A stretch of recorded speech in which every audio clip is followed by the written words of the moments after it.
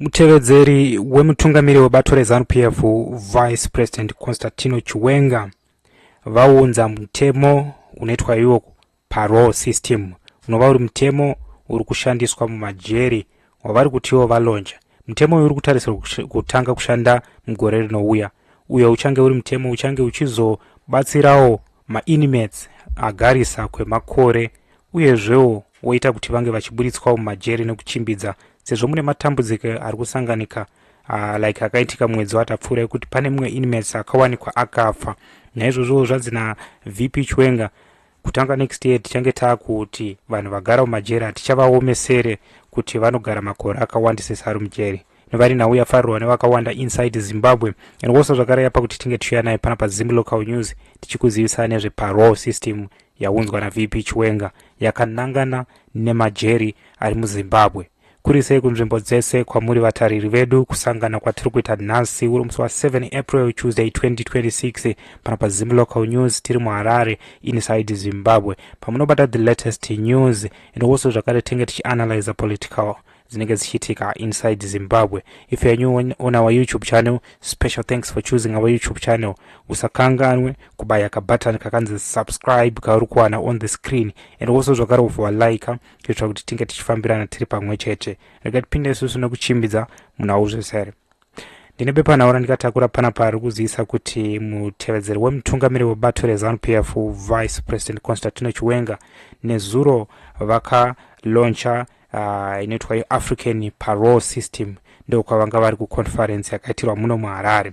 Vari papo vanointroduce kuti taakuunza isusu yatiri kuti New National Parole Framework ichange iyo ichizotarisirwa kutanga kushanda next year.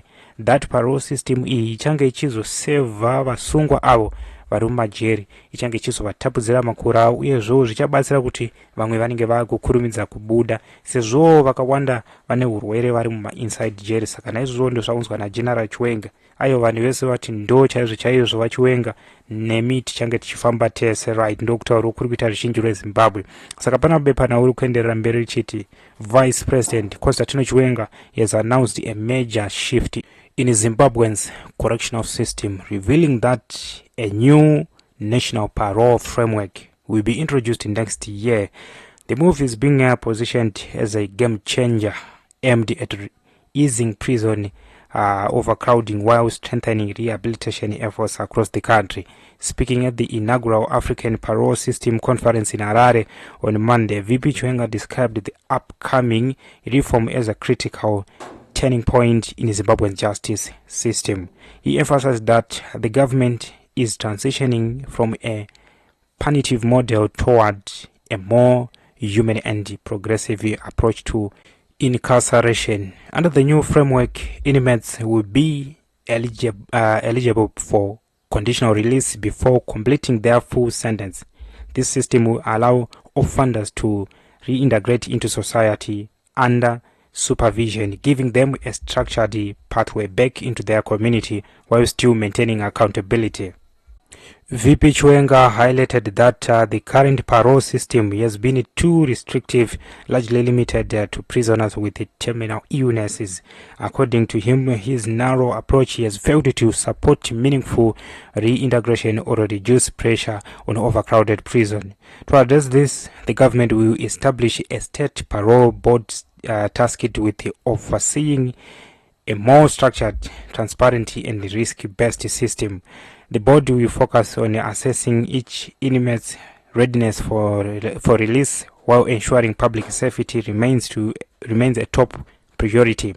The Vice President also pointed to broader reforms that will accompany the new parole system framework, including increased investment in prison infrastructure and the integration of digital technology. Those changes are designed to modernize the correctional system and shift its focus from punishment to rehabilitation and personal transformation. In addition, VP Chiwenga called for stronger continental cooperation, urging African nations to work together through platforms such as the African Correctional Service Association. He stressed that collaboration will be key in driving effective and sustainable correctional reforms across the region. As Zimbabwe prepares to roll out this new parole system.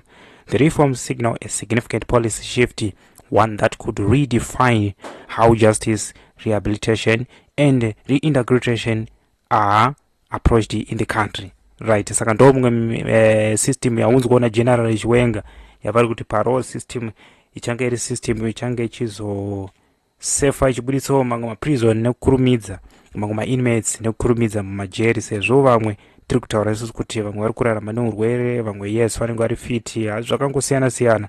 Saka ndozvo ndinava Chiwenga tichange isusu tichizobatsira kuti vasungwa vange vachizobudiswawo mune zvakanaka, uye kana tichinge tavabudisa hanzi pachange pachizoitwa marehabilitation kureva kuti vanenge vachiongororwawo utano hwavo. Right, inova iri nhau iri kufarirwa nevakawanda inside Zimbabwe, patiri kuona isusu kuti ndo zvataurwa navaChiwenga nezuro vari munyika yeZimbabwe muHarare pavakaita conference yavo inoitwa iyo African Parole System Conference. Stay tuned for more news. Tichange chiuya zvakare tinadzo pana paZim Local News pamuri kubata maupdate enhau dzeso.